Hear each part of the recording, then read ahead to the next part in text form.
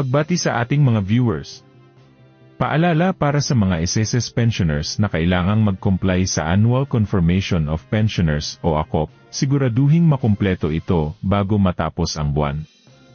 Sino ang kailangang mag-comply? Retiree pensioners na 80 pataas at nasa Pilipinas. Total disability pensioners. Pensioners na nasa abroad. Survivor o death pensioners na ipinanganak sa buwan ng Hulyo. Paalala, hindi kailangang mag-comply kung ikaw ay retiree pensioner. 60 hanggang 79 at nasa Pilipinas lang. Ang mga retirement at death o survivor pensioners ay kailangang magsumite ng dalawang magkaibang ACOP reply forms. Tandaan, sa birth month ng pensioner dapat mag-comply ng ACOP taon-taon. Muli, ito ang Senior Balita naghahatid sa inyo ng makabuluhang balita at totoong impormasyon.